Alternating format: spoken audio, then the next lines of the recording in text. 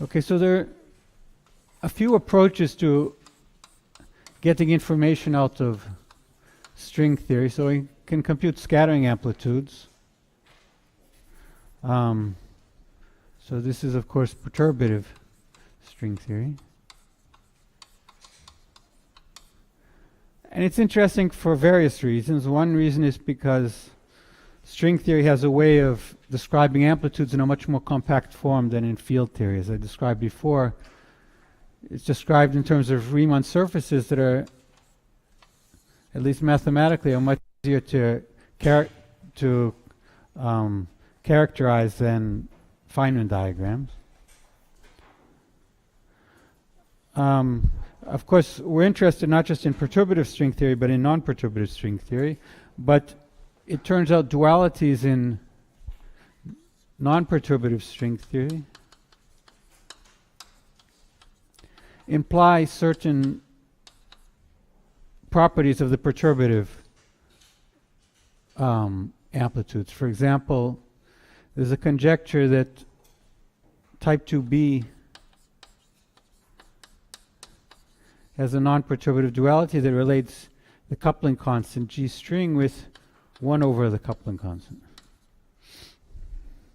So that, of course, relates non-perturbative or strongly coupled terms in the amplitude with weakly coupled. But there's actually a conjecture for the form of the scattering amplitude, at least at low energies. And the conjecture implies, for example, that certain amplitudes in the effective action don't get contributions above a certain loop order. So if you consider 4-point scattering, that's related to an r to the 4th, so 4 graviton scattering. That can get contributions, of course, from the Einstein-Hilbert term in the action. But it also gets contributions from r to the 4th. So this has, of course, 2 derivatives, so this would have 8 derivatives. So there's a factor of alpha prime cubed in front of that. And then if you consider higher energy scatterings, you can get also contributions, for example, in principle from d squared r to the 4th. You have to have an even number of derivatives just because you have to contract them in a Lorentz invariant way. d to the 4th r to the 4th. And of course these come with higher and higher powers of alpha prime. So the alpha prime to the 4th, alpha prime to the 5th, etc. And this conjecture for type 2b implies, for example, that the Einstein-Hilbert term only gets contributions at tree level, or g equals 0. So this is a non-renormalization theorem about Newton's constant. And for example, r to the 4th only gets contributions at g equals 1, g equals 0, g equals 1, and non-perturbatively it could get contributions. So let me write g goes to infinity. So sorry, this g is different from this. Let's call this lambda just so you don't get confused. So this g is the genus and this is the coupling constant. This term, it turns out, does not get contributions in the superstring. And this one gets contributions at g equals 0, 1, and 2, but not above and non-perturbative. And there are more conjectures for higher. So these are called non-renormalization theorems, or if you like, non-renormalization conjectures. And they can be verified, for example, by computing the perturbative amplitude. So this is the only expression here which would contribute to the 3-point amplitude, because this automatically has at least 4 gravitons. This could contribute also to 3 gravitons.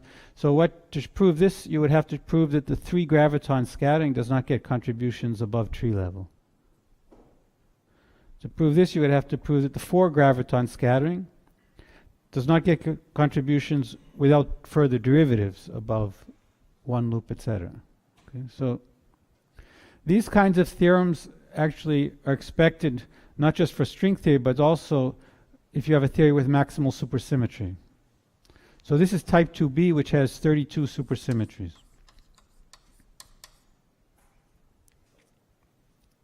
Now, just for people who are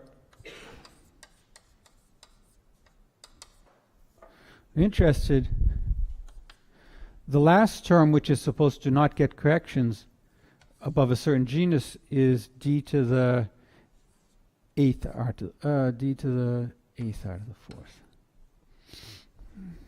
So this is supposed to only get corrections up to, let's see if I get it right, I think up to 4 loop. And not beyond. So g equals 5 is not supposed to contribute to this. If you believe that supergravity theory by itself, so these in fact are related to space-time supersymmetry, or expect to be related to space-time supersymmetry non-renormalization theorems. If you believe that supergravity is a finite theory, you would actually expect that this goes on forever, that d to the 10 r to the fourth would only get contributions, for example, up to 5, etc.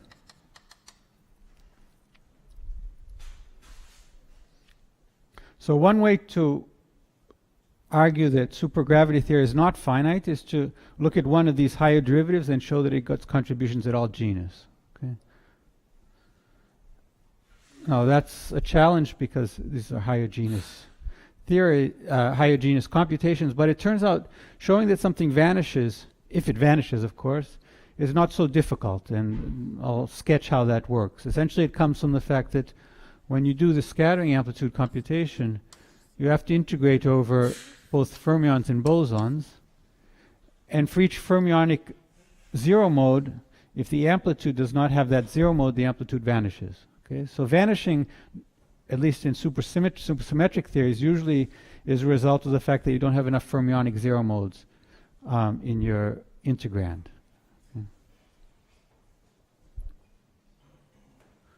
Okay, so this is an interesting thing that people are studying using scattering amplitudes. It turns out that this one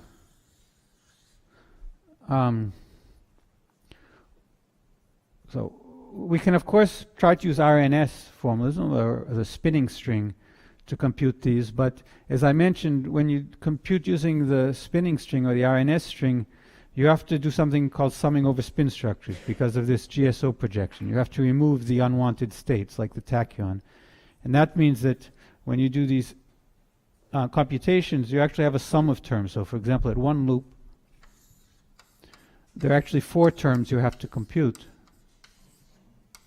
because you have to allow psi to be either periodic or anti-periodic in each of these directions. So this could be periodic, anti-periodic, anti-periodic, periodic, anti-periodic. And only after you sum these are you supposed to get cancellations, which would say, for example, that this doesn't get contributions above 1 loop. So each of these individually would give contributions, for example, g equals 2, but then when you sum them, it's supposed to vanish. So that was recently shown with a 2-loop computation RNS. It's maybe 5 papers by, not so recent anymore, 10 years ago, by Doker and Fong.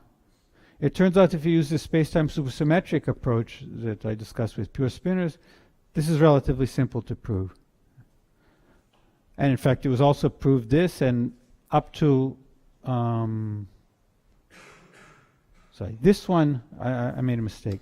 This one is conjectured to get contributions to all orders. D to the 6th out of the 4th is the last one. So this is only supposed to get contributions up to genus 3. Sorry about that. This one is not expected to satisfy any non-renormalization theorem. This one was recently computed by Carlos Mafra and Humberto Gomez, the 3-loop contribution. Okay, so this is something, nobody's done a 3-loop computation using the spinning string, but using this space-time supersymmetric version, the coefficient of this was explicitly computed at 3-loop. Okay, and it's not difficult to show that it vanishes above 3 loop. Okay, other things you can do with these amplitudes, of course, is play games like people do now with these scattering equations. So these scattering equations usually are describing just massless field theories. Of course, string theory has massless field theories like superangles and supergravity, but it also has massive fields. Yes? Is this related to this story with n equals 8 supergravity in 4 dimensions? Right. So type 2b in 10 dimensions, if you dimensionally reduce to 4 dimensions, gives you n equals 8. So this work was like Vernon and Carrasco where they're doing linear calculations, and that's That's right. This is a dimensional reduction of these terms. Okay, so the scattering equations are interesting in their own right, but the connection of these scattering equations with string theory is still a bit of a mystery. So it turns out scattering equations are related to, as I said, the massless fields in the string theory, which is like alpha prime goes to 0 string theory. So when alpha prime goes to 0, the massive states all have infinite mass. But in fact, there's also a relation of scattering equations to alpha prime going to infinity in string theory, which is called the high tension limit, or the low tension limit, sorry. So the tension is the inverse of alpha prime. So in the low tension limit of string theory, it turns out scattering equations describe the points in moduli space. Remember I said that when you do loop amplitudes, you have to integrate over the positions of the punctures and the moduli of the Riemann surfaces. But it turns out the integrands, the most important contributions in the low tension limit or high energy limit, come from points which satisfy the scattering equation. So this was shown by Gross and Mindy maybe 30 years ago. Now, how to relate these is a mystery. Nobody knows why the scattering equations have these two different roles in string theory. So that's an open question. And by studying somehow these amplitudes, maybe we'll learn more about that. Okay, so let me say a few more words about how to derive these kind of results.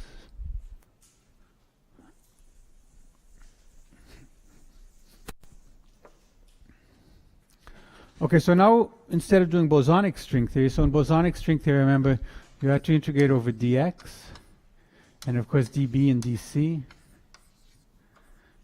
And if you're doing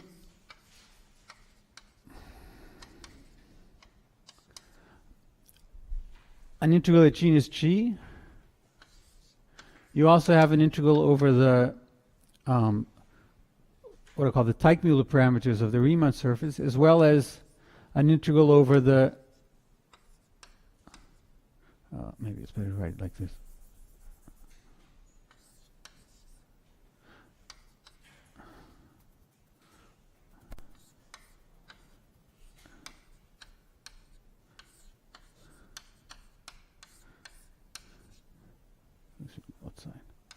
So you have 3g minus 3 integrals to do over the complex Teichmuller parameters if you're doing closed string theory, and n integrals to do over the positions of the punctures.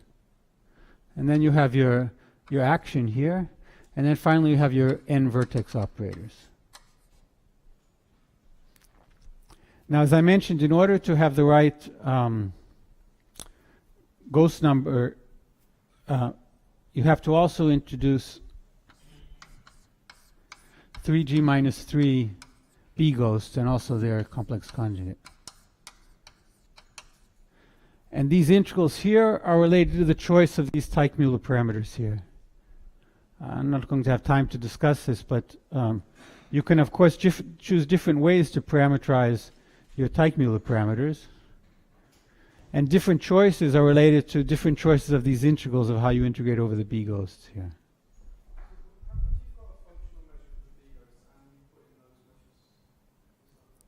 So this is an integration over all the modes, dB, d minus 1, dB minus 2. This is an integration over all the modes of B. Okay, so that's what I mean by the functional integration. This here is the insertion of a B ghost.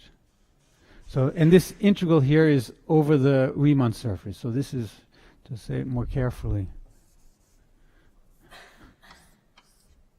So you have an integration over the surface, d squared z. You have a function which I'll call mu, which is called the Beltrami differential. And then you have the B ghost.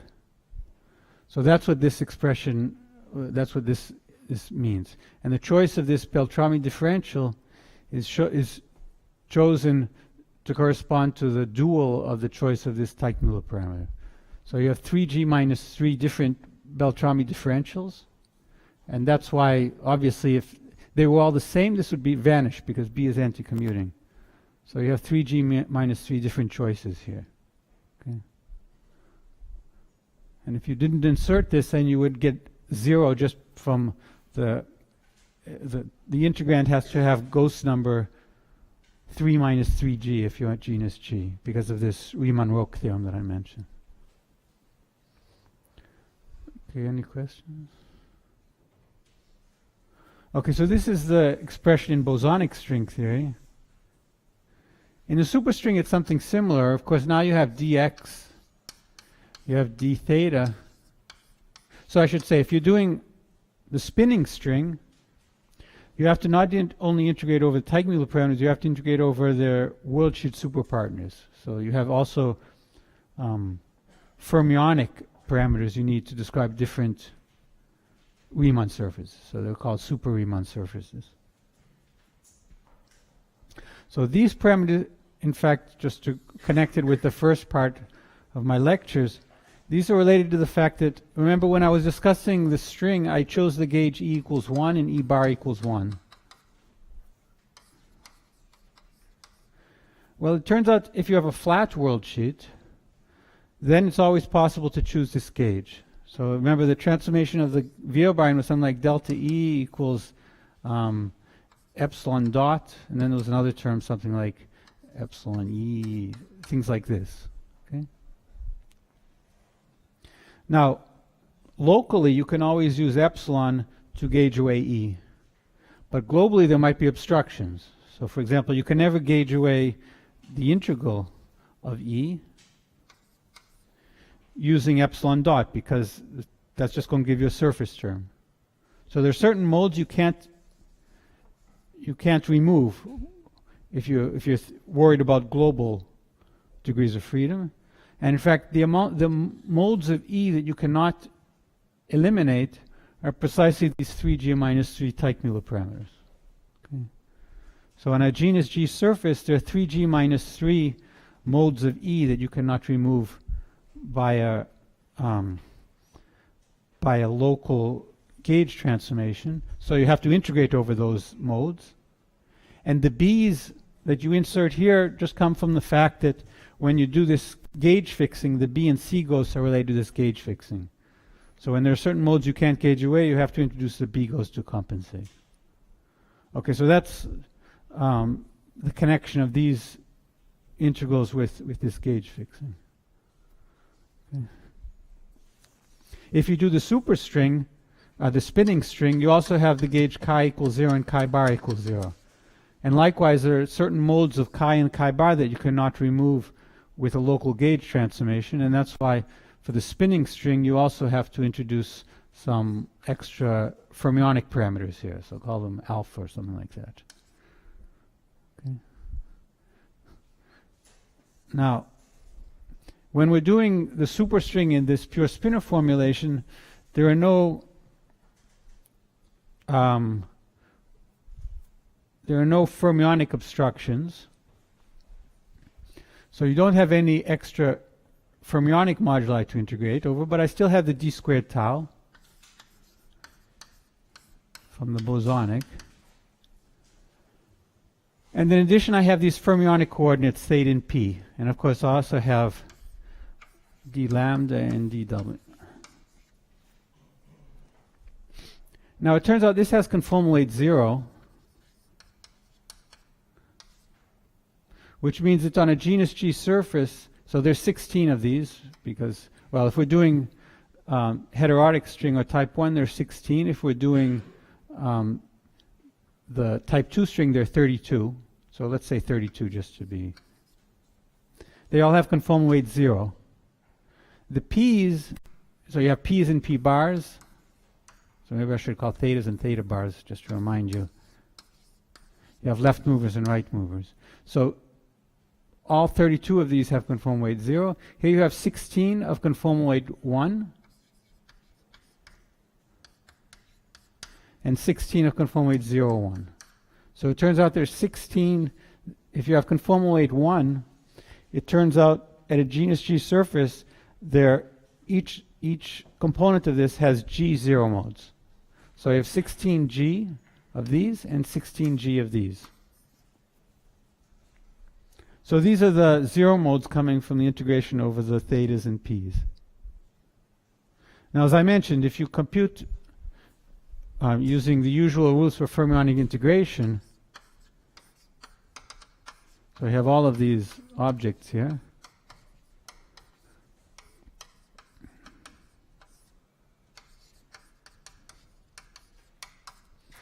The amplitude vanishes unless these zero modes are present in the integrand. So they have to somehow come from here.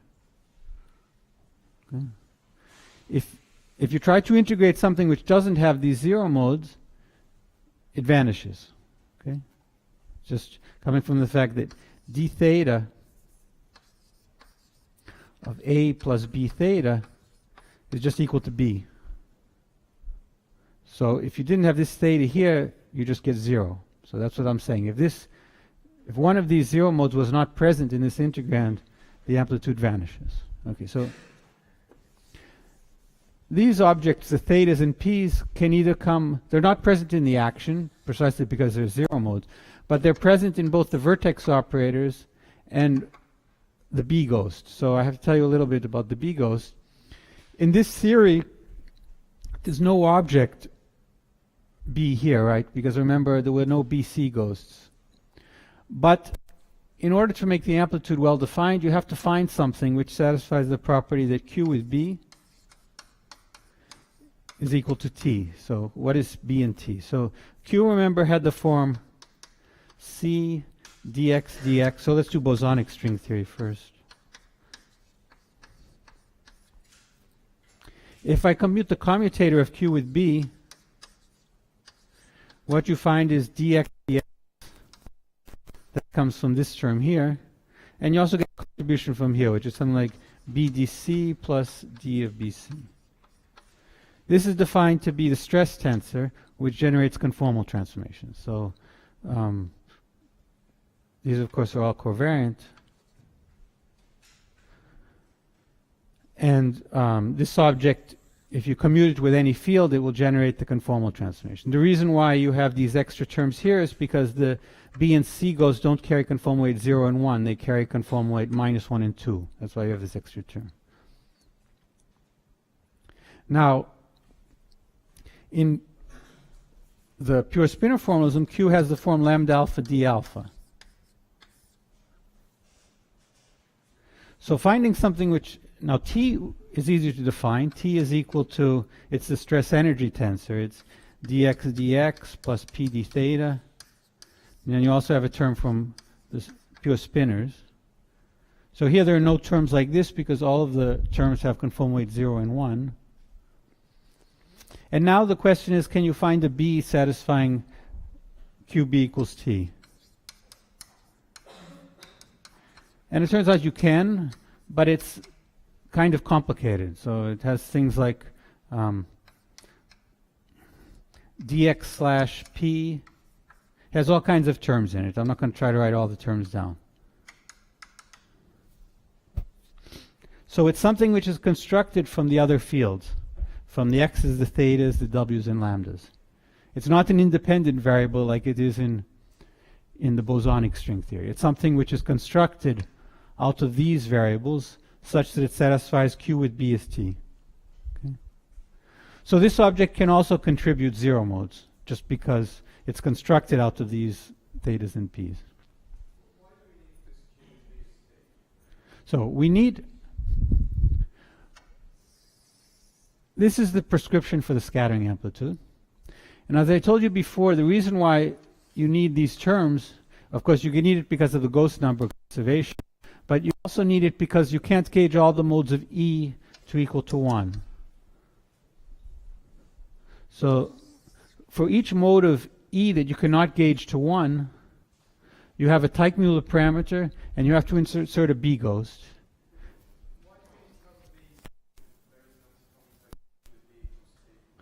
I'm sorry?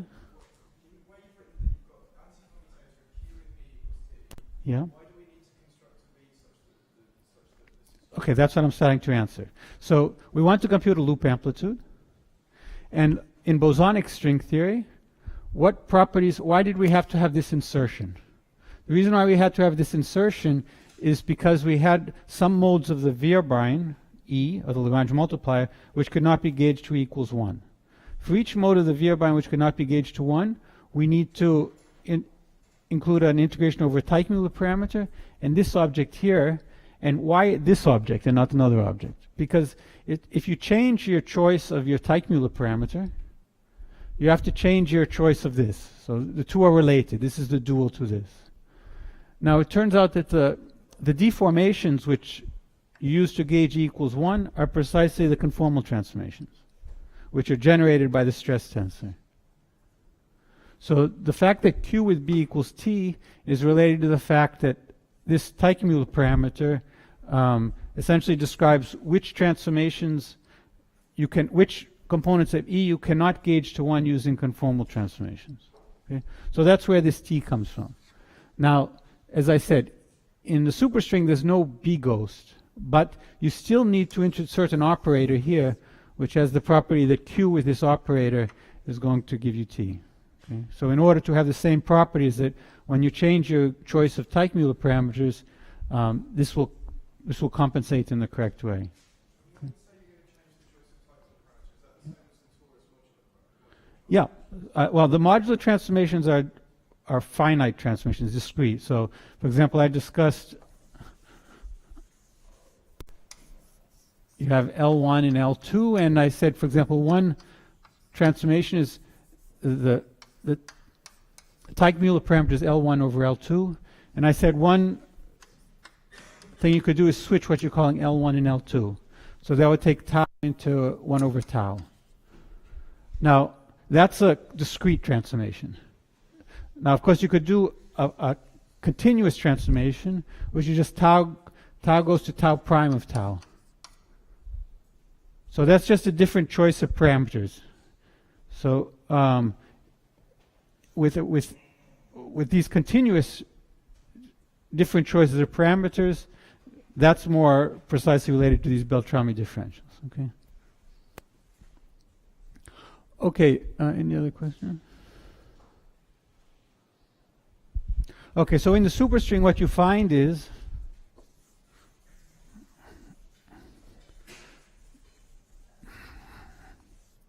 if you only have 3 massless vertex operators,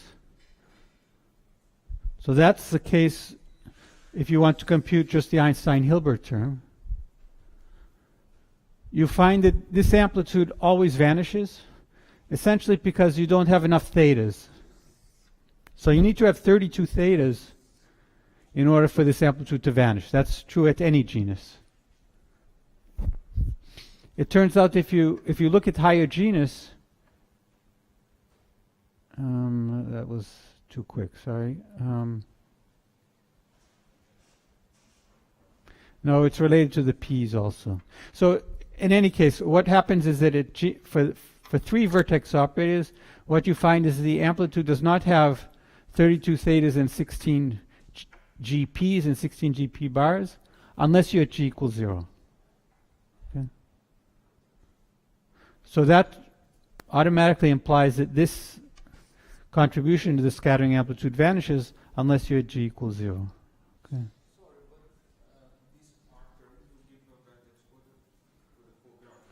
also. But for three gravitons, these don't contribute. So you're trying to separate out the one. So the massless 3-point amplitude in string theory, and also in any maximally supersymmetric theory. So if G is the, let's call it H, so we have too many G's. We find that this gets no contributions above. So as soon as you have loops, these amplitudes all vanish. Okay. That says that the coupling constant, G Newton, or if you want in string language, it's the lambda string,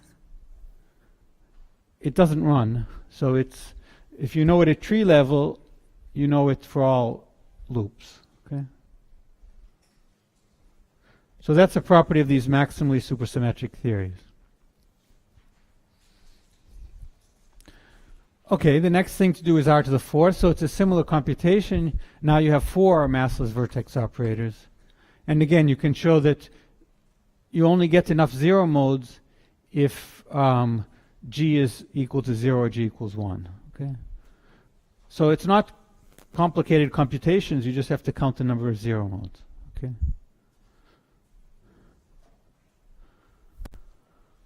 Okay. As I mentioned, if the amplitude is non-vanishing, life is more complicated, because then you have to do an honest computation. You have to integrate over these Teichmuller parameters and get an answer out. So, so that's been computed, just to say, so in spinning string, or RNS, what's been computed up to now is 4-point tree level 1 loop, and for arbitrary states. Arbitrary means fermions or bosons. 4-point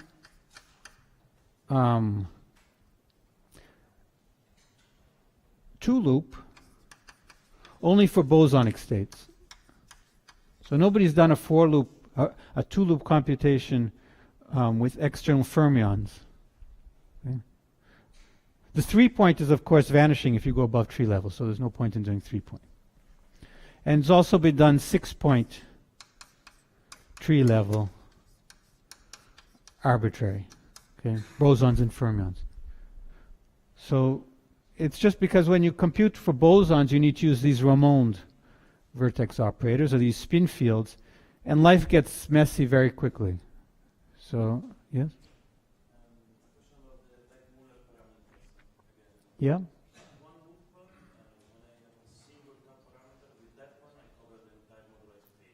Yep.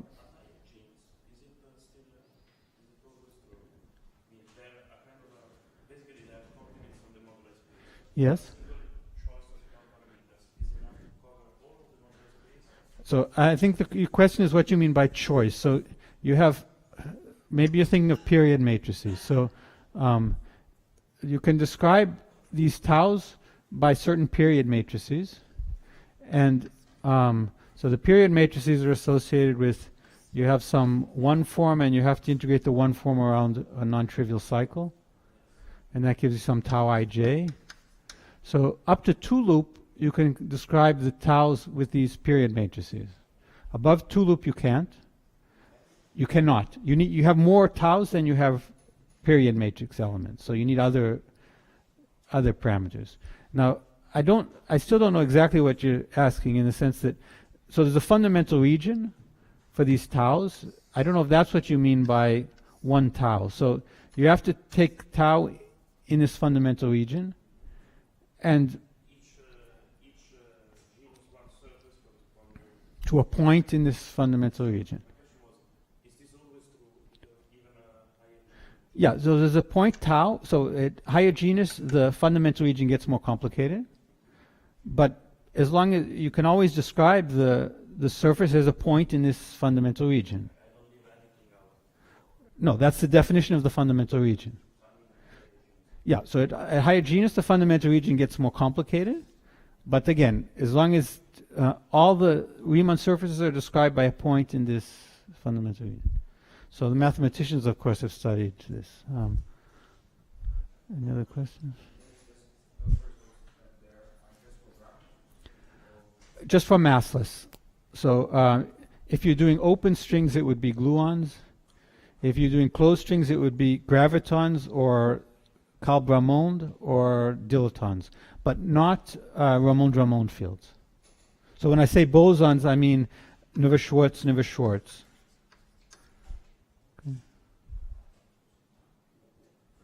Okay, so using the superstring, using pure spinors,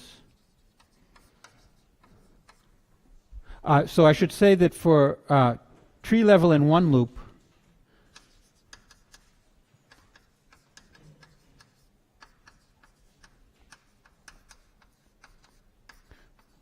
you can do arbitrary number of bosons. Okay, there's no.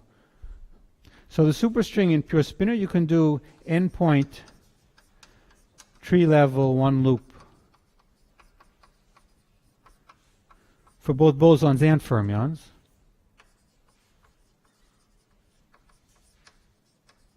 So there's no obstacle with doing the fermions. So this is bosons and fermions. Just, a two-loop,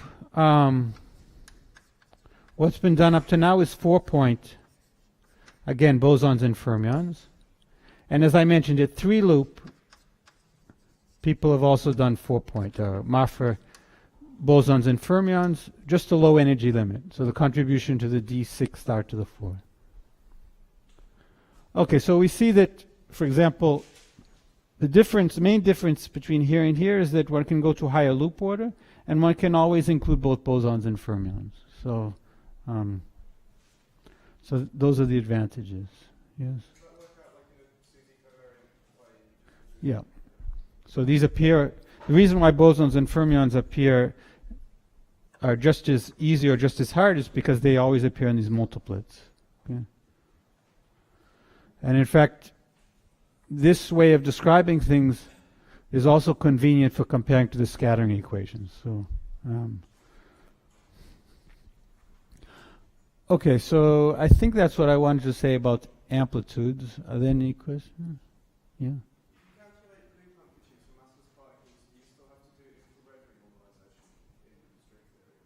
No, so in 10 dimensions, there's no infrared divergences.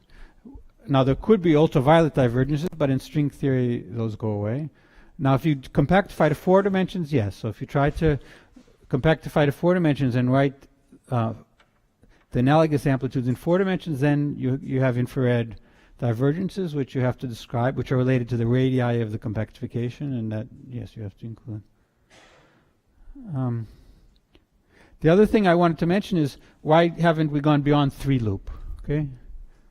It turns out it's not just a technical point. There's also a point which is not understood, which is how to integrate over these lambdas. So these lambdas are constrained variables. They satisfy lambda gamma lambda equals 0.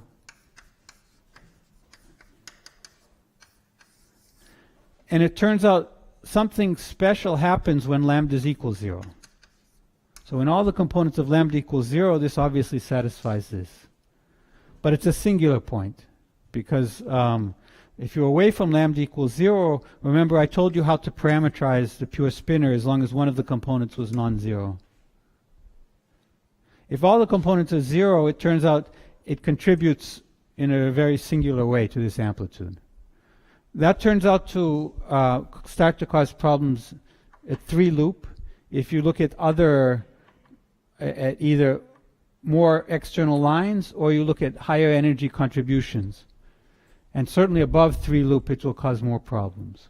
Okay, so this is something which is still not understood. So this is an open problem, is how to understand this singularity in the pure spinor space. So it turns out that it's related to this B ghost. As you go to higher scattering amplitudes, you need more and more B ghosts. It turns out B, I wrote down what B is here, and I didn't write it down in detail, but I put a 1 over lambda here. So 1 over lambda is of course singular when lambda goes to 0. Now you also get to 0 when lambda goes to 0 because of the d lambda. But there are only 16 of these. Or 11, sorry, because lambda has 11 components. So when the number of poles from the B goes is more than 11, you start to get this singularity. So that's why things, when you go to higher genus, this becomes more and more dangerous. Okay. Any other questions? Yeah. Where you've written d2 tau to the g minus 3. 3. Sorry. Thank you. Okay. I should say there's also a subtlety in the spinning string, which is, I told you that you have to integrate over the Teichmuller and the super Teichmuller parameters. So you have d squared tau, that's 3g minus 3, and you also have the integrals over the fermionic Teichmuller parameters, which come from the inability of gauging chi equals 0, the fermionic Lagrange multiplier. So I think I call them alpha. This turns out also to depend on dimension. If you're doing, but it also depends on the spin structure. So if you choose, I think, the even spin structure, you get 2g minus 2 of these. Now, how to make sense out of this integral is also not completely, well, it has subtleties, okay? The reason why it has subtleties is because I have to define the integration, the fundamental region, as he was saying. So I have to say what I integrate these taus over. So for example, I can say I integrate from 0 to 1. Okay, that's a possibility. But actually, the integration region here might depend on alpha. So it turns out if it's alpha, let's say it's equal to alpha, and let's do the integration of the alpha second. Then, for example, of course, it has to be bosonic. So let's say it's alpha 1, alpha 2. Plus 1, just to make it simpler. So this is an integral not from 0 to 1, but 0 to 1 plus alpha 1, alpha 2. Now, if I do this change, it's an infinitesimal change in the fundamental region, but it will start to introduce different, it will give a different answer, because when I integrate over alpha, this infinitesimal change will contribute. So this subtlety about choosing the correct integration region for the tau can cause subtleties in defining this amplitude. So the mathematicians or physicists, mathematical physicists understand the correct way to do it. Okay, but it's kind of messy. It's not. There is dependence on alpha here.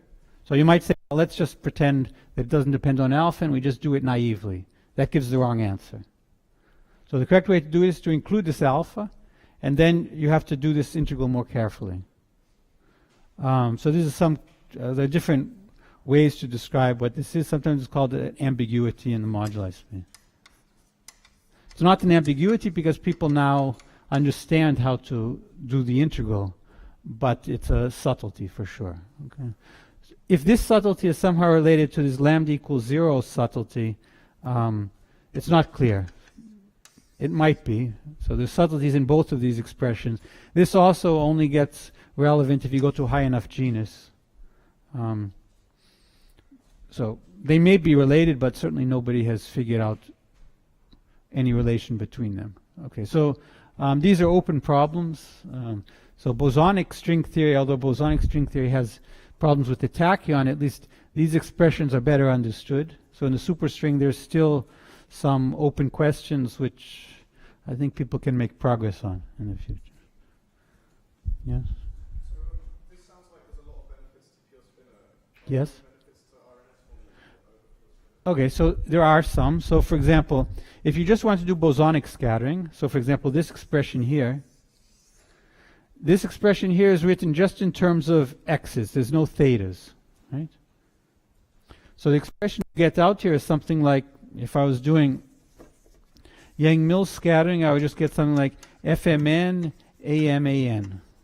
So this is the cubic Yang-Mills vertex. If I was doing it this way, I would get d16 theta of something like A alpha, A beta, A gamma. These are superfields depending on x and theta. Then you have to do the integration over all 16 thetas and pull out the expression here. Okay. Now this integral here, to do it explicitly on paper, is a mess. Okay, because you have 16 theta. So you can develop, of course, computer methods to do it for you. But if you're just working with bosons and you're working at low enough genus, it's quicker to do the RNS computation. In fact, proving that this was equivalent to this was non-trivial. Okay? So of course, it was easy to compute this in this form, but to show that it was equivalent to the computation here was not straightforward. Okay, so that's one advantage of RNS. The other advantage is, although you don't want tachyons because they're inconsistent, you might ask a question, well, what would an amplitude be that involved tachyons? Okay, so in RNS formalism, of course, tachyons are just one other vertex operator.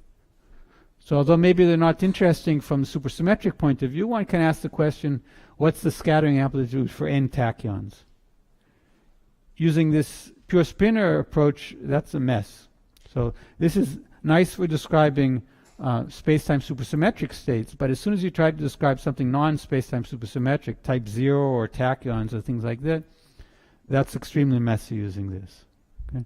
So those are the two disadvantages, and of course the other disadvantage is this lambda equals 0.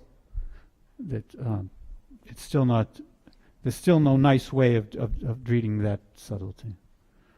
The other nice advantage of RNS is that we understand in a simple way where it came from. It came from gauge fixing this spinning string. To get this one, remember we had to do some funny manipulations to get to this formula. So that's another advantage of RNS. I think the worldsheet geometry is better understood in this case than in this. Okay? But in some sense, you can think of this as a challenge. So that means this is more interesting because there's more things to explore. Okay. Any other questions? Okay.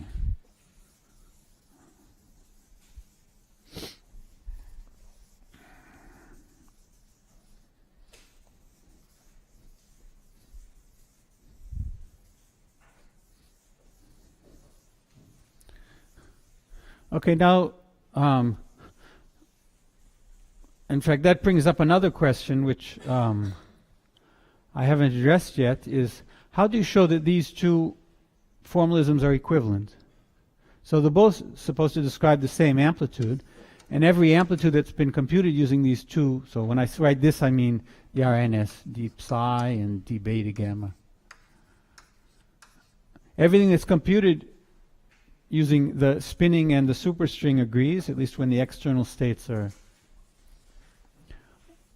space-time supersymmetric.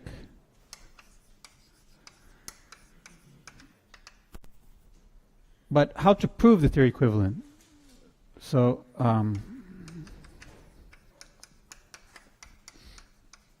so that's an open question. So what we know how to do is how to show that the light cone Green-Schwarz. So the light cone Green-Schwarz formalism is essentially, I didn't have time to discuss it, but essentially the same thing as I wrote for the superparticle, but it has s variables here instead of the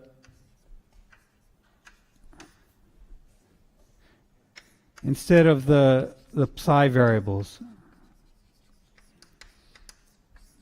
So the RNS formalism in light cone gauge. So in light cone gauge, these are just transverse degrees of freedom. But instead of having s's, you have psi's.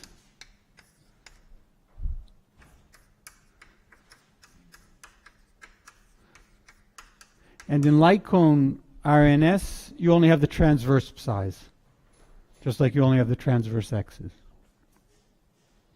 So these two formalisms, of course, neither are Lorentz covariant, but you can show that they describe the same theory by using this triality that I mentioned. So this is an SO8 spinor, and psi j is an SO8 vector. But remember, I showed to you that the properties of SO8 vectors essentially are closely related to the properties of SO8 spinor.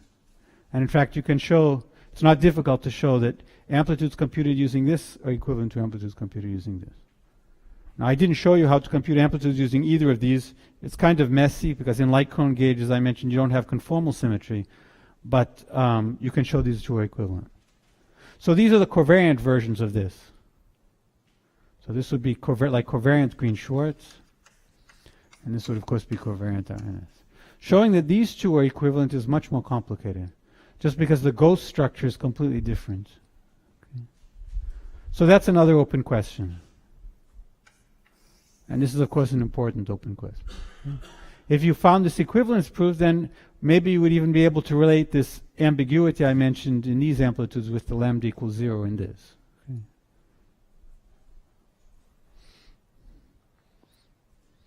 Okay. So before the break, let me start to discuss the next thing I wanted to say, which is these are perturbative scattering amplitudes, but everything is done by doing a linear expansion. So these V's here, if I want to do graviton scattering, what I do is I write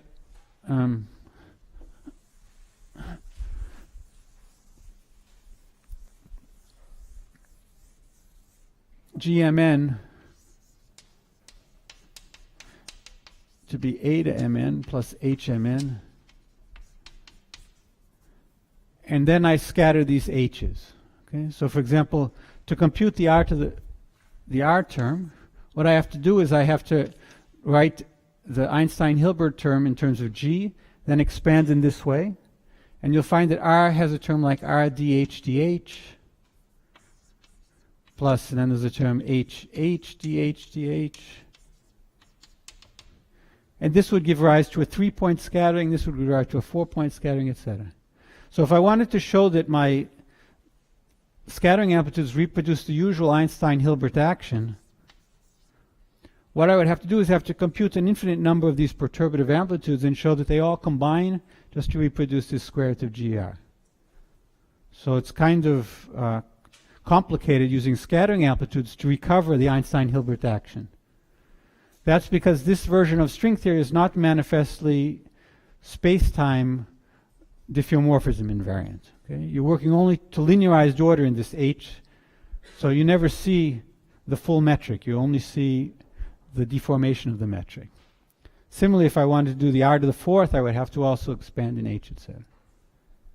Now, of course, we believe that the scattering amplitude has the property that it has this diffeomorphism symmetry, but this is not manifest in this perturbative approach. Now, there's another way to describe string theory, which is you start with the action in a flat background, so d tau d sigma, and then we write the action as dxm d bar xn 8mn, okay, plus the b d bar c. So this would be the action. And just replace 8mn with gmn.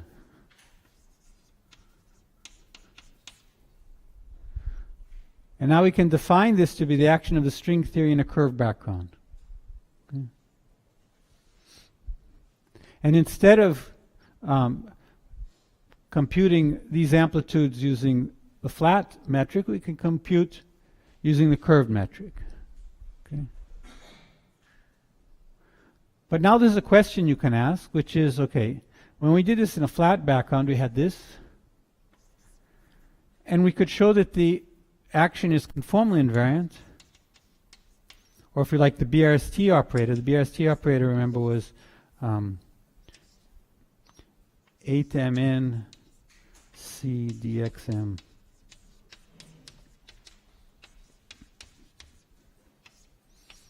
So the action is conformally invariant, which is related to the q squared equals 0, only if d d equals 26. Right?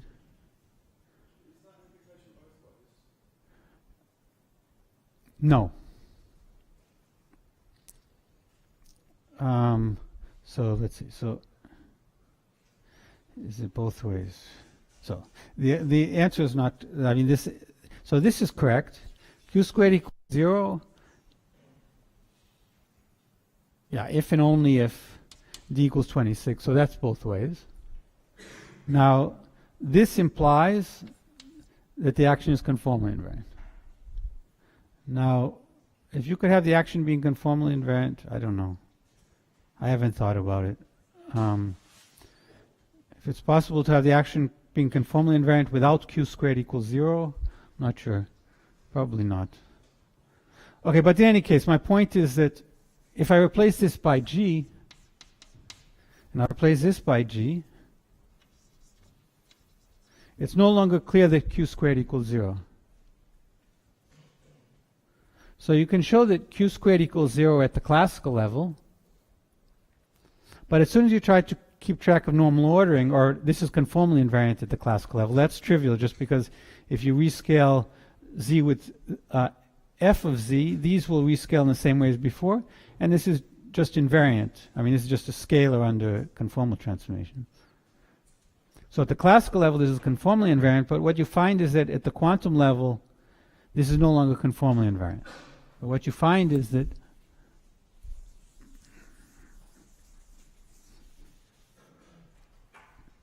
only if d equals 26 and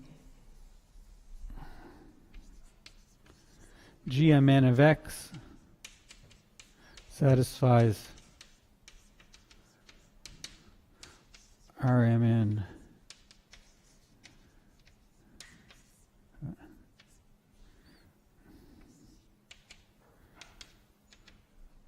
so this is just supposed to be Einstein's equations.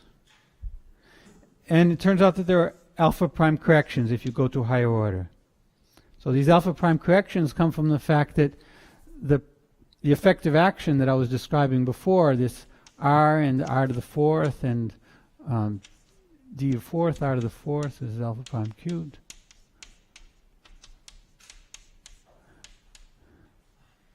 So this is the d equals 10 effective action.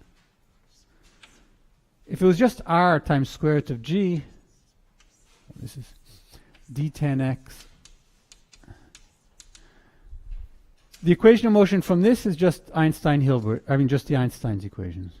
But because of these corrections here, you're going to get modifications to Einstein's equation. Yes. So for this worldsheet action to be conformally invariant, it turns out that g has to satisfy the equations of motion coming from this action. The way to understand that, at least heuristically, is that this object here is of course equal to 8mn plus hmnx. This you can interpret as the flat action, and this term here you can interpret as the vertex operator. So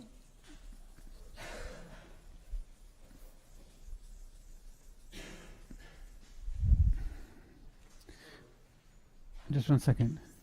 So e to the s is equal to e to the s with gmn equals 8mn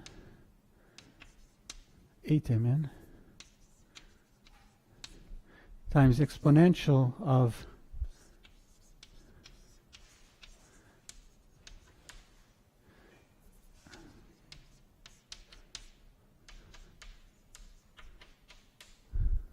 yes, what was the question?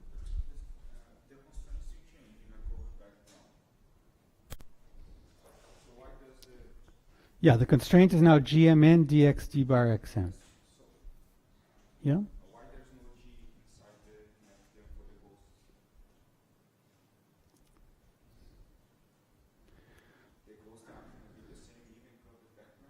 Yes. So the let's go back to the action. So the action is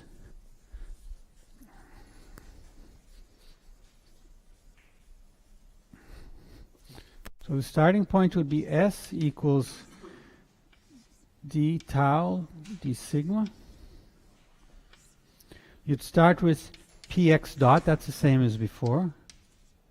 But now you have a Lagrange multiplier, which is pm plus gmn x prime n.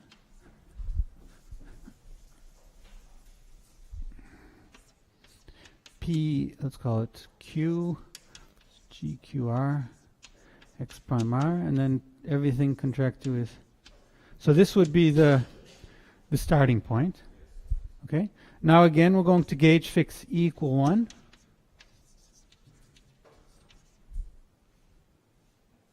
Now the transformation of E is the same as before. Delta E is just epsilon dot. So this G never appears in the transformation of the Lagrange multiplier, so it's never going to appear here.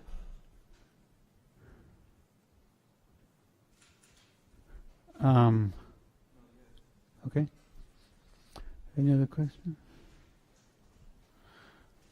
Okay, so what I was starting to say is that this action here, if you're writing an exponential, it factorizes into the term which is just the flat action, plus something which looks like this is the vertex operator for the graviton.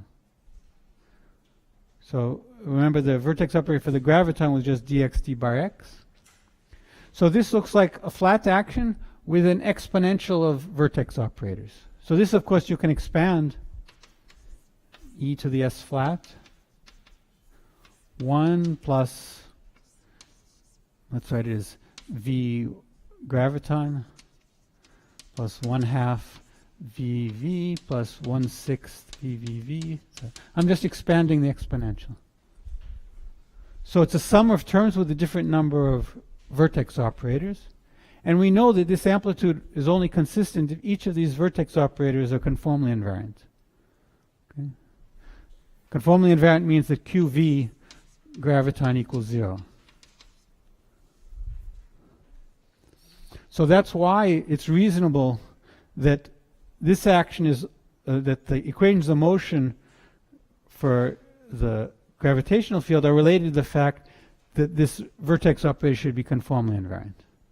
For the same reason that QV equals 0 here implies that this V graviton is an on-shell graviton. Okay? So this implies V graviton is on-shell.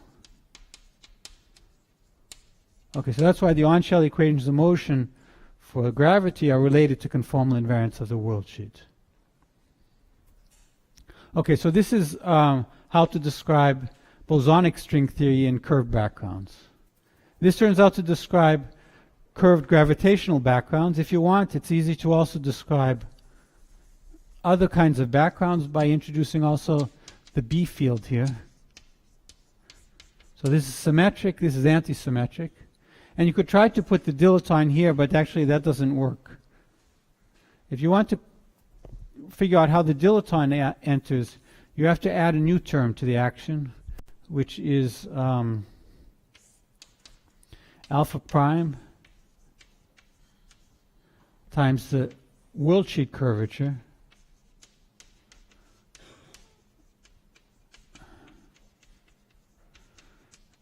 times the dilaton.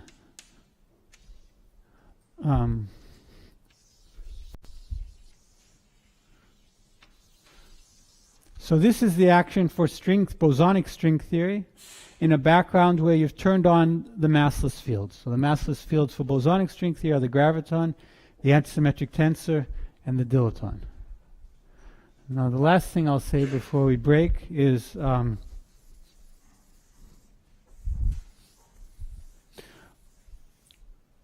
when the dilaton is constant,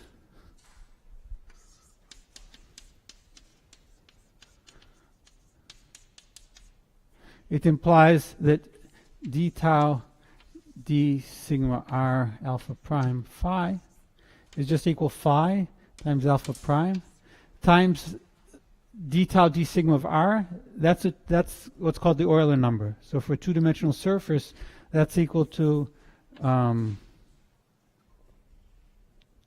I don't remember if I think it's 2g minus 2.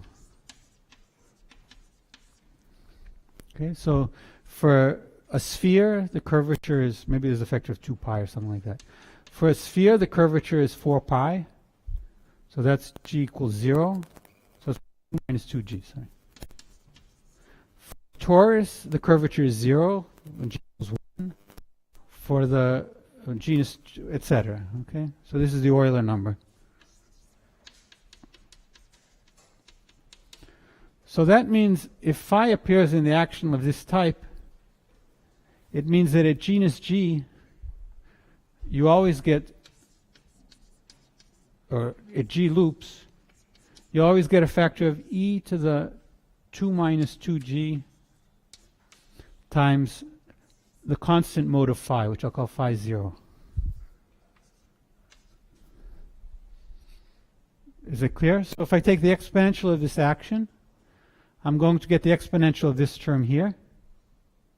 This term here is just the Euler number. So when I exponentiate it, I'll get something proportional to the Euler number times the dilettante constant. Now, if you define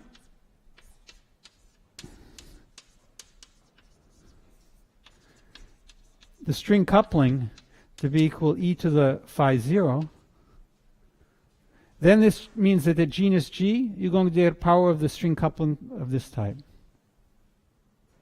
Now actually what you want is 2g minus 2, so I probably want this from using this convention. So what that means is that at higher and higher loop, you'll get more and more powers of the string coupling. So we have this identification of the string coupling with the dilettante expectation value. So this is something a little bit surprising, that the coupling constant in string theory is not independent of the background. It's essentially equal to the zero, to the constant value or the expectation value of the dilettante. Okay, so that's where we'll take a break. Are there any questions about this before we take a break? Okay, so let's take a 5-minute break.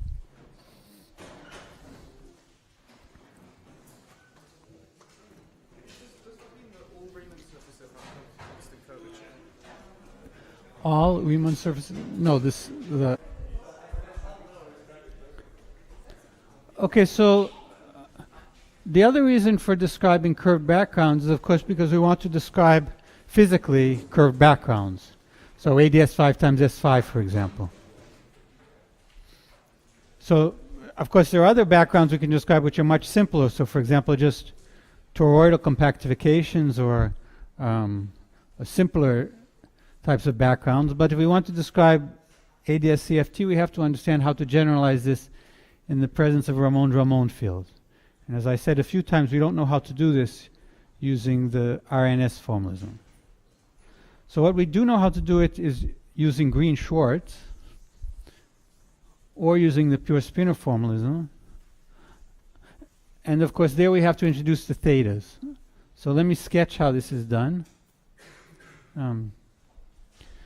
So let me, before I give the answer, let me say how you would think about doing it.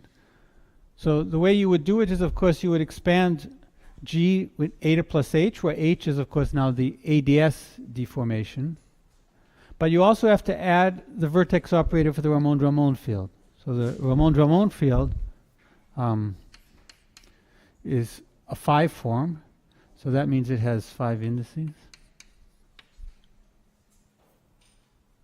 And the vertex operator for that, in this description, remember, I wrote it in the pure spinor description. It was something like this. It was gamma m q alpha beta, and then you had something like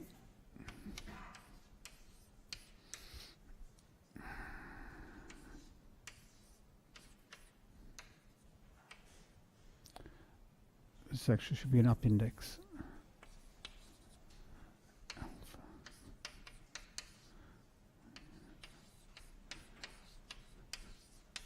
This would be for a constant Ramon field strength. Now this is the vertex operator, which is the analog of with the C and C bar, because it has the ghost numbers here. If you write the integrated vertex operator, the one which appears here, which is integrated over the z's, it has a different form. It turns out to be, so let me write this as integral.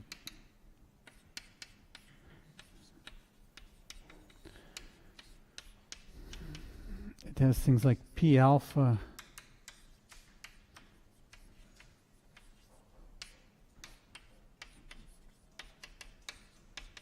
how to go from one to the other, I didn't have time to discuss, but this would be the vertex operator you need to integrate, to insert here. So that means that when we write down the action here, you should have a term like this. Okay, there's no B field in the ADS 5 times S5 background. Okay, there's no BC ghost because we're doing the, so naively you would have W d bar lambda plus W bar d lambda bar. But now you'll get extra contributions, for example, from here. So you'll get something like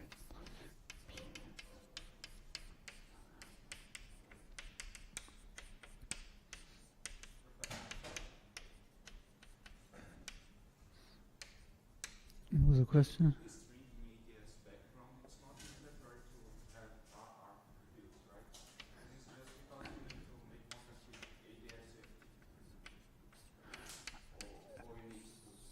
R fields? What do you mean R fields?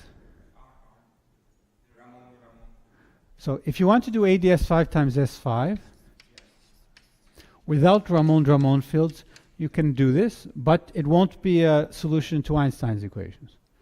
The reason is simple, because Einstein's equations is Einstein's equations. So the reason is because Einstein's equations is Rmn minus Gmnr equals 0. If you're in ADS 5 times S5, R is non-zero. So this won't be satisfied unless you include some kind of matter. So this is, of course, this is, in general, it's TMN. So if TMN is the Ramon field strength, then you'll get terms like F PQRS, Fn PQRS. And the contribution of this has to cancel the contribution from this. Okay. So Einstein's equations, you need to introduce some kind of matter on this side. And if you want it to be space-time supersymmetric, it has to be the 5 form. Why is this integrated vertex operator so different from the other? Yeah, so remember in the Bosonic string theory, the relation was simple. The integrated vertex operator was just the B ghost on the unintegrated, and the B ghost just pulled off the C. Now in this formalism, remember, the B ghost is more complicated. It was something that was defined such that Q with B is T. So since the B ghost is complicated, this also gets somewhat complicated. Any other questions? Okay, so one has to add other terms to the action. And this is, of course, the action if you work perturbatively. So you pretend that this is small. If this is large, you get a back reaction, so life gets more and more complicated. Now, fortunately, there's a way to understand the full, this is called the nonlinear sigma model because it's not quadratic, so it's nonlinear. There's a way to get the full nonlinear sigma model by using the isometries of ADS 5 times S5. So ADS 5 times S5, as you learned, has the isometries PSU224, which are just a superconformal n equals 4, d equals 4 superconformal group. So this has bosonic isometries SU22, which is like SO42. That's the conformal group. And then from the R symmetry side, you have SU4, which is just the SO6 of R symmetry. And then you also have the Fermionic supersymmetry. So you have 32 supersymmetry. Now the way to describe this is as a super coset. So we have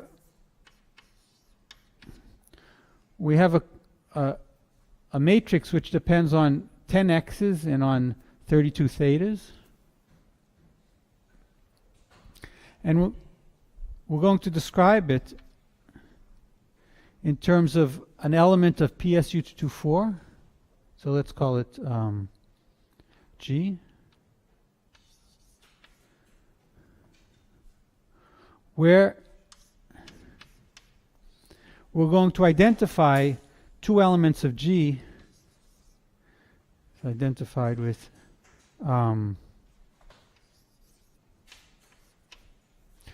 if H is in SO 41 times SO5.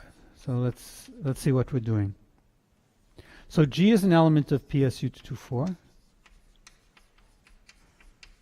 So PSU224 is a matrix which has 30 bosonic elements.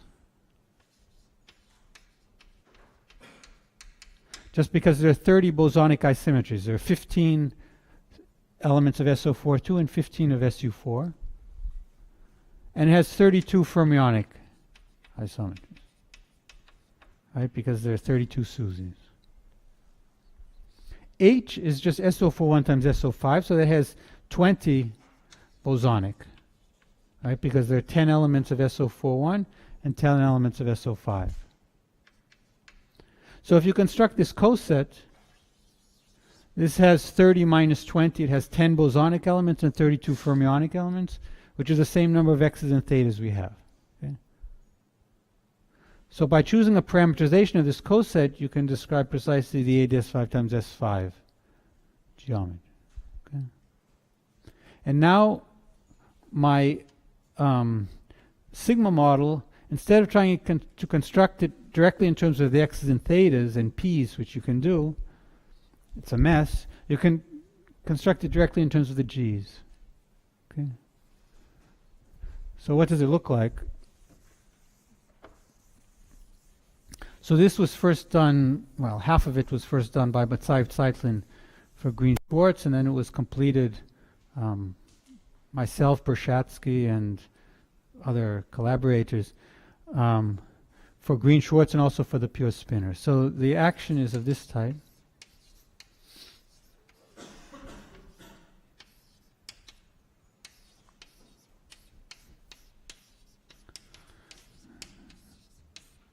So you construct from this coset, you can construct a left invariant element G minus 1 dg. So this element is invariant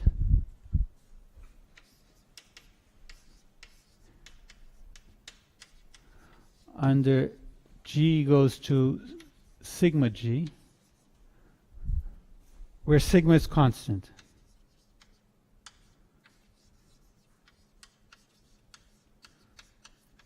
So sigma is some general PSU224 matrix, constant matrix. So these sigmas describe precisely the isometries of the ADS5 times S5. So this left invariant element is manifestly invariant under the isometries of PSU224. So just to repeat, this is a coset, and if you act to the right of the coset by H, you identify those two elements. That's why it's a coset.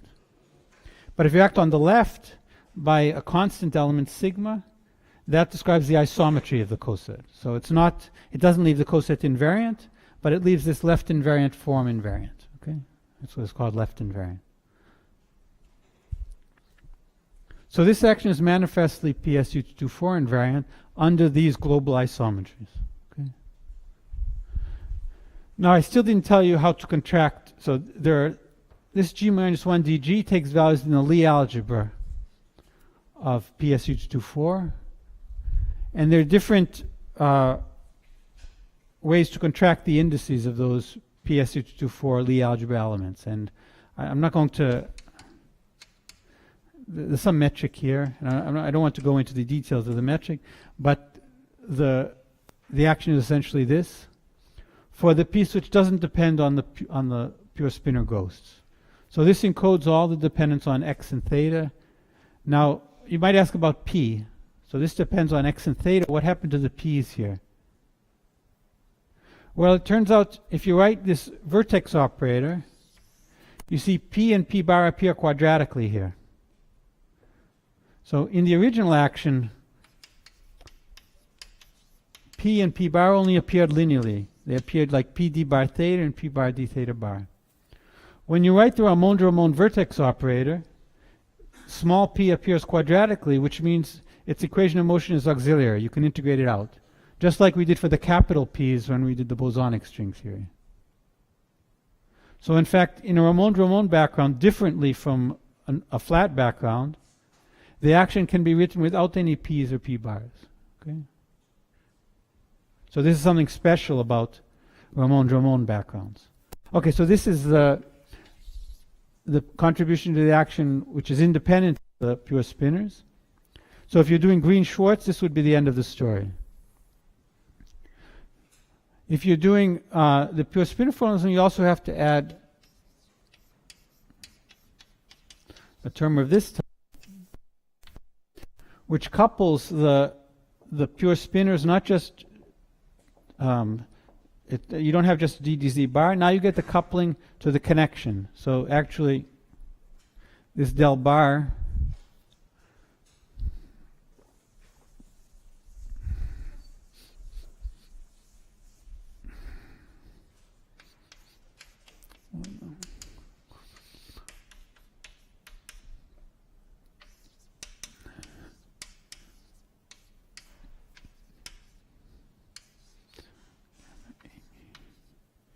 maybe I shouldn't use those letters.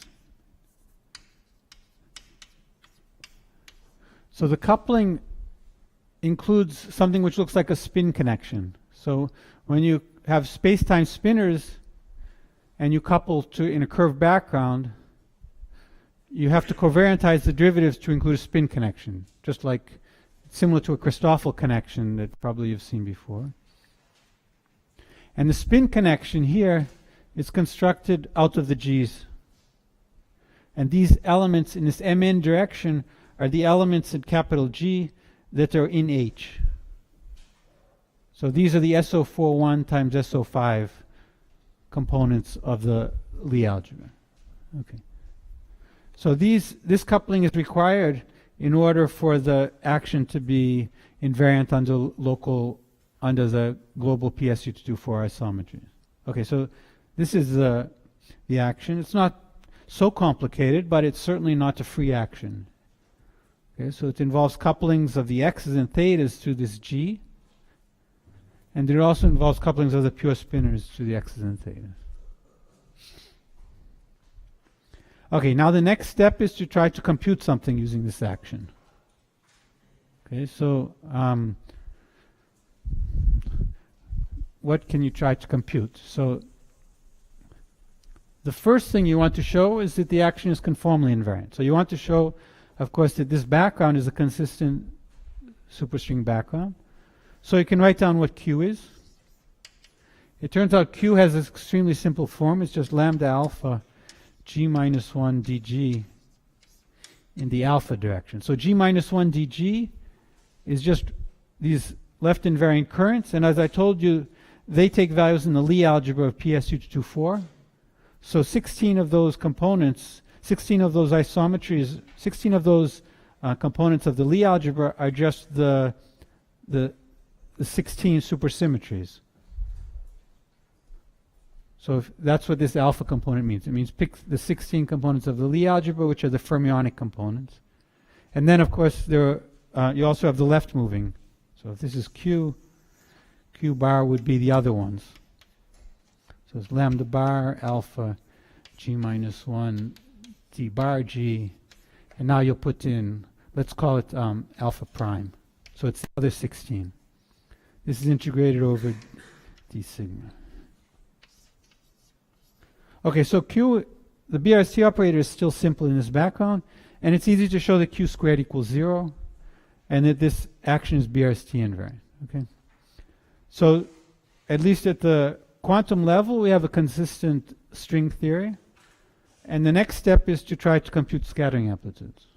Okay, and that's where life gets complicated, because now you have to write down vertex operators.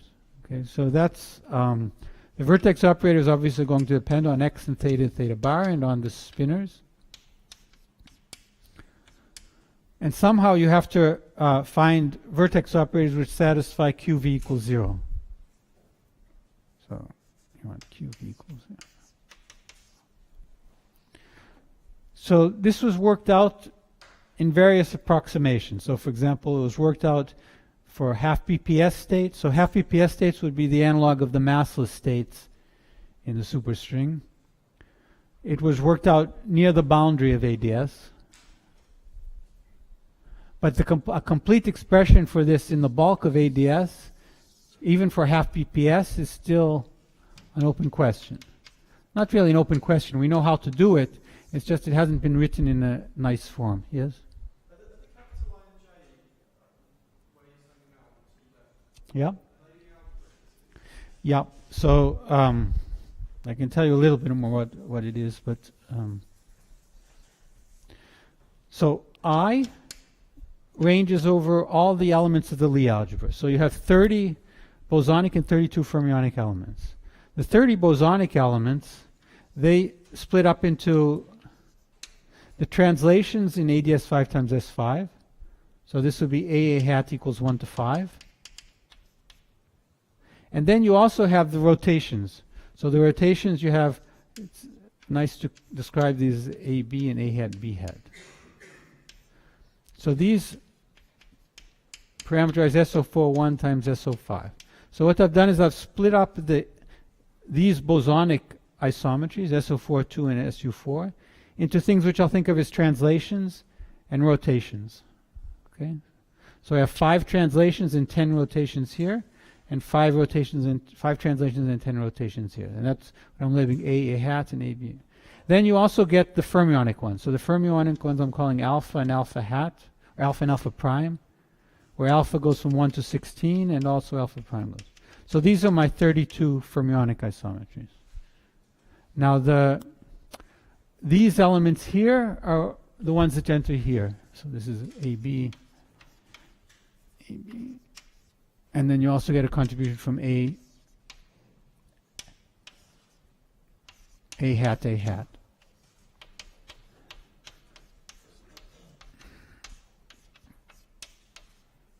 And this eta, the non-zero components of eta, turn out to be eta AB. Eta AB is equal to delta AB. So probably there are too many eta. Okay, I'll keep it like that. Okay. Eta A hat B hat is equal to delta A hat B hat. So actually, the notation is bad because this delta AB, if you're in Minkowski space, some of these components are -1. But this is just the usual metric. Okay. But then you also get contributions if one of the indices is alpha and the other is alpha prime. So you get contributions also if, I guess I erased it. If these two elements are fermionic, and in that case it turns out to be equal to gamma 0, 1, 2, 3, 4 alpha alpha prime, where this is the 5 form, this is the direction of the 5 form for the Ramon field strength. Okay, so those are the non-zero components of this eta. Okay.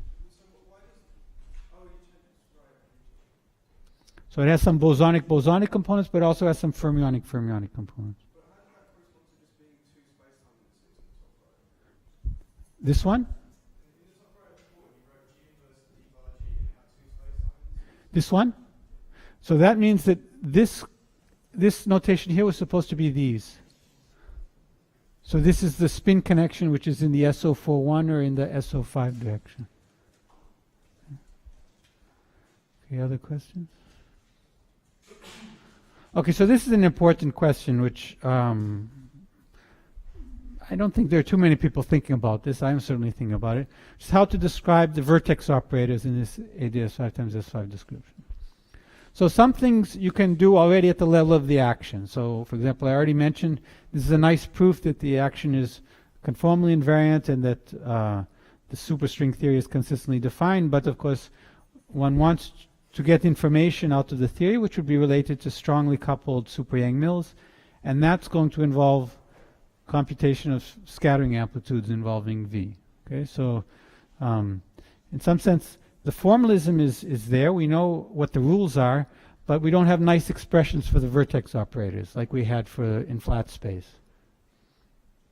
Okay, so that's an open problem which, if anybody can make progress, even if it's a mess, if you can make progress, that would be important, I think.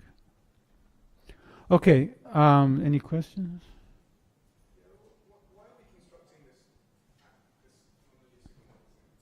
Well, we want to describe the string theory in a curved background, which describes ADS 5 times S5, because we want to test ADS CFT. So as was mentioned, I think several times, ADS CFT is still a conjecture.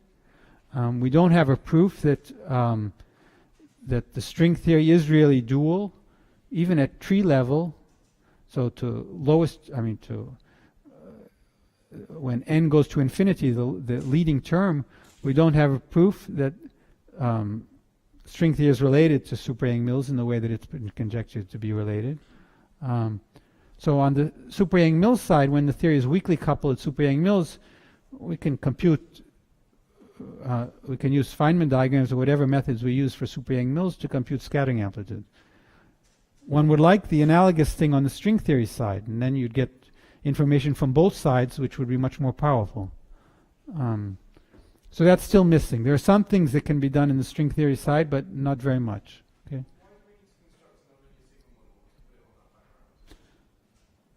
Well, you know what, you have to define the string theory.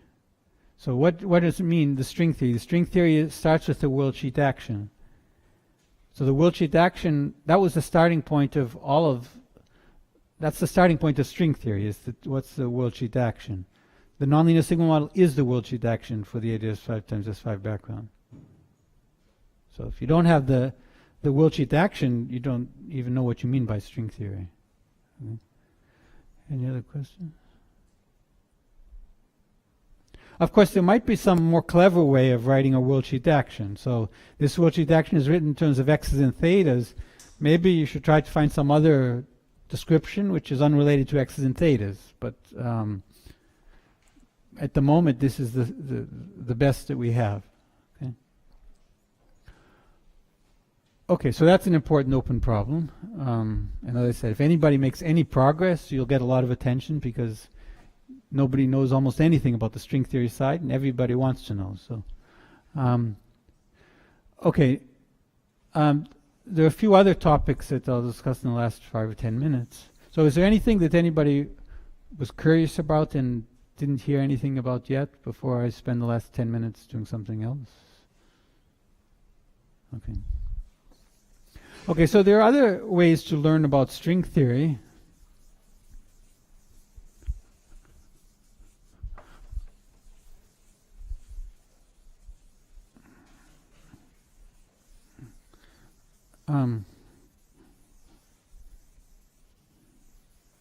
So one has string field theory,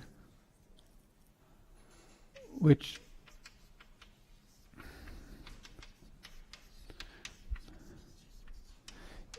is a description of string theory which is second quantized, in the sense that you're trying to describe string theory not in terms of x of z. You're trying to describe string theory in terms of phi of x, okay?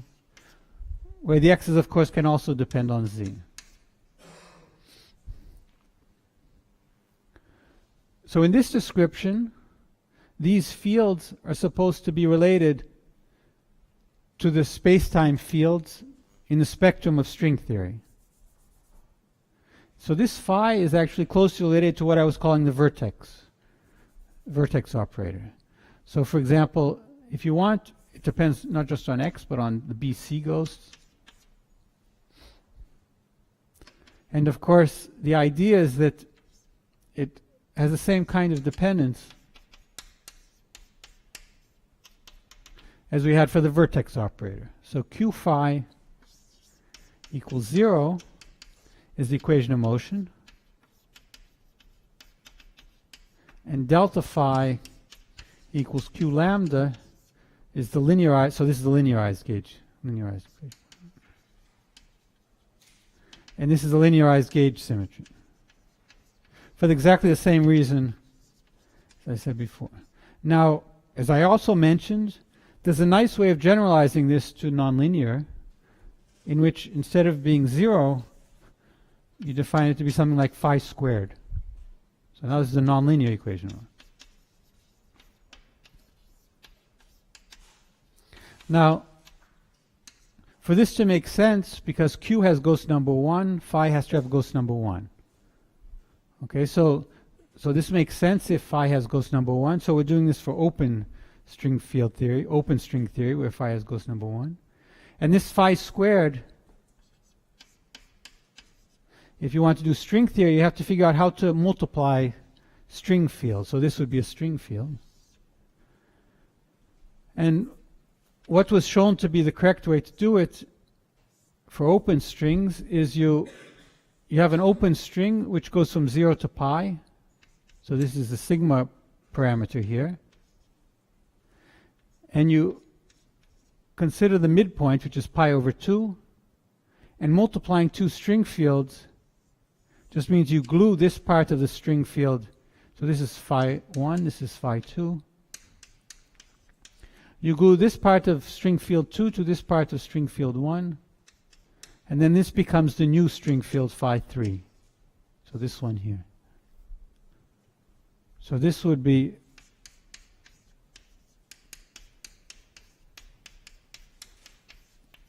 the picture that describes this multiplication. And now it turns out one can write down an action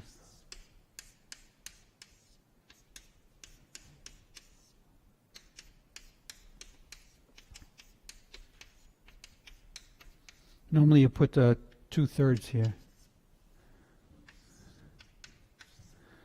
which gives the equation of motion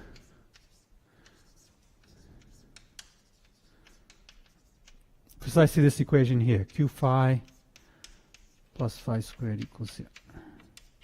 And furthermore, this has a nonlinear gauge symmetry, which is delta phi equals Q lambda plus lambda times phi minus phi times 1. So this is an interacting theory. And you can show at least at tree level that it reproduces all the open string field theory scattering amplitudes, open string theory scattering amplitudes. Yes? So I didn't tell you what this thing is. This thing here, yes, is the Worldsheet action. So you have, so defining this is defined by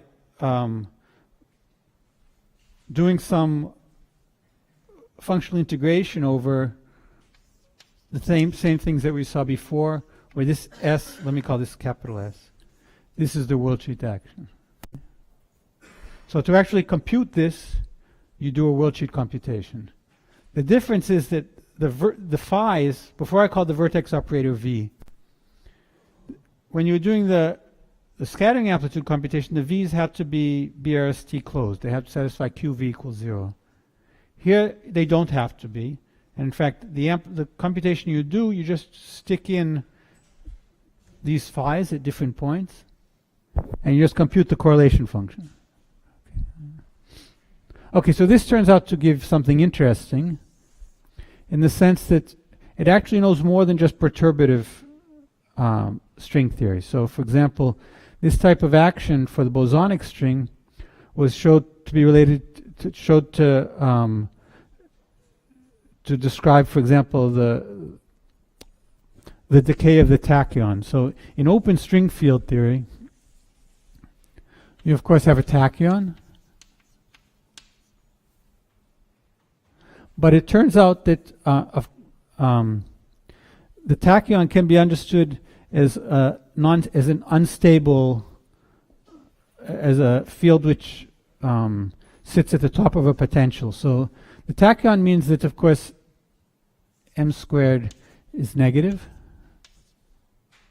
which means that if you draw the potential, it looks like something like this. It will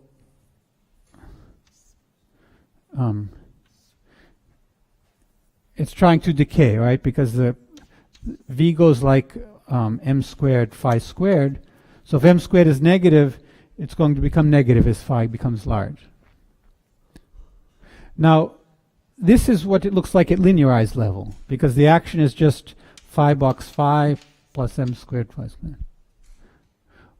When you introduce the interactions, it might be that the potential turns around. So you might get the phi fourth or higher order phi interaction, phi higher polynomials of phi after integrating out the massive fields. And in fact, that's precisely what happens. So when you consider this description in open string field theory, you find that the potential for phi is stabilized, and in fact, the minimum of phi is not at phi equals 0, it's at some other point. So this was understood by studying this string field theory, and you need to do string field theory because you need to understand phi when it doesn't satisfy its on-shell equation of motion. Okay, you have to go off-shell in order to find this potential. Okay, so that was understood maybe 10 years ago by Sen and Svibak and people like that. That's been generalized to the open superstring. What has not yet been studied is, for example, this is what's called the tachyonic solution to open string field theory. For the superstring, you can also study other kinds of solutions. So instead of studying the tachyon, you can study, for example, the gluon potential. Okay, so that's also interesting, how to describe the interactions of the gluon with the massive fields. So these are things that have not yet been studied. I think it's not because it's extremely difficult problems, it's just because, I don't know, nobody has started to do it. Okay. Okay, so these are open problems. There's one other thing I'll say just in the last minute is, I mentioned briefly that you might try to describe string theories which don't depend on x's. And that, there's a long history of this, but the short history started in 2004 when Witten showed that you could write down a string theory built out of twistors. So in fact, twistors have been introduced by the twistor people. The twistor people are people related to Penrose at Oxford. So since 1980s, people have been studying these kinds of things. But in the string theory community, it became popular just 10 or 15 years ago. And the idea is that you can build string theories where the variables, instead of being x, so instead of having dx d bar x, you have actions of the type, let's call it mu d bar lambda, where this is now a spinorial degree of freedom. So if you're familiar with twistors, the idea is that you write the momentum in terms of something like this. Now, these are bosonic spinorial objects, and as you've already seen in the superstring, there are these bosonic spinorial objects called pure spinors. So there's an obvious question, what's the relation of this to the pure spinor action, which is something like W d bar lambda, and then you have x's. So the conjecture is that these capital lambdas, which are unconstrained spinors, are going to be related to this constrained spinors with x. And okay, there's some work being done on this also. So the idea is to somehow relate these twistorial actions for string theory with these pure spinor actions. Okay, so that's something else that I think things can be done with this, but okay, it takes some new ideas. Okay, so my time is up, so I'll stop here.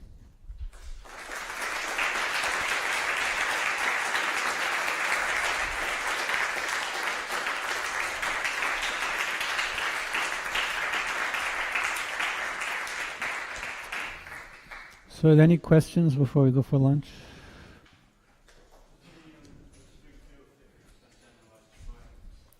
Generalized to brains. Yes. So this is. So as was asked, there's a worldsheet action associated with this. So when you compute the worldsheet action, you're doing an open string theory. So you have a worldsheet with a boundary, and the question is, what are the boundary conditions? So if you choose the usual boundary conditions that that x prime equals 0 on the boundary, then that would describe a D25 brane. But if you impose, for example, that this is 0 for on boundary,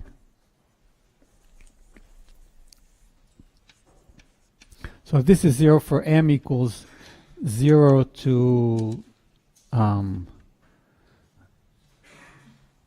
d, and x m is fixed,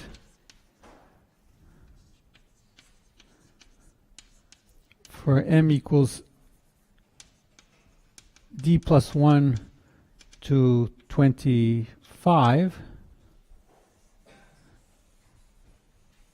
that would describe a D brane, a D. So let's say, I shouldn't use D, let's call it Y. That would be a dy brane. Okay. Any other questions? Is there any connection with the theory that appears in the formula? Okay, so that's another issue which is not understood. That so of course there are formulations of theories in 11 dimensions which are conjectured to be related to non-perturbative versions of string theory. So we understand 11-dimensional supergravity, what it means. We don't really know what we mean when we say 11-dimensional M theory. So you can ask if there are descriptions of 11-dimensional supergravity using pure spinors, and there are, but they're not string theories.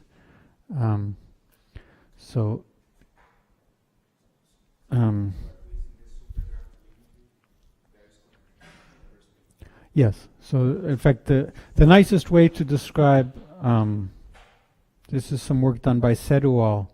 The nicest way to describe an action for 11-dimensional supergravity uses these pure spinors. But certainly, not certainly, because we don't know what the world sheet or world volume formulation is. So you could ask a different question, which is matrix theory. So there are different ways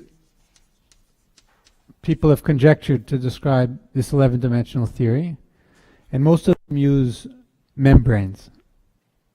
Okay, so you can write down a classical action for a membrane which generalizes the classical action for a string in 2 dimensions. It's complicated, as I said, and it's a 3-dimensional world volume action, so it's more complicated than the 2-dimensional action for string theory, but you can write it down, and you can ask if there's a pure spinor version of that. So yeah, there's some papers. I wrote a paper about that, but I don't know anything to do with that action. I don't know how to work with that action. So one thing that people have done is they've quantized the action using matrix theory. So in the membrane action, they use this, you pretend that the variables, instead of being functions on a 3-dimensional world volume, they become matrices. And the brackets of the matrix, somehow we encode the extra dimensions of the world volume. And you could ask if there's a pure spinor version of matrix theory. I don't know how to do that.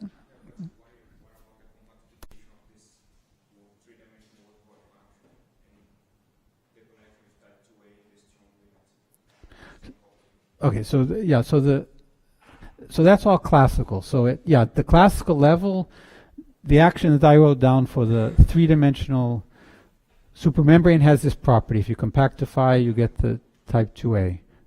But to try to get some useful information out of it, you have to, I think, do matrix theory or something else. So you can also discuss just the superparticle in 11 dimensions. That's probably, that question I know the answer to. So you can ask, I wrote down this action for the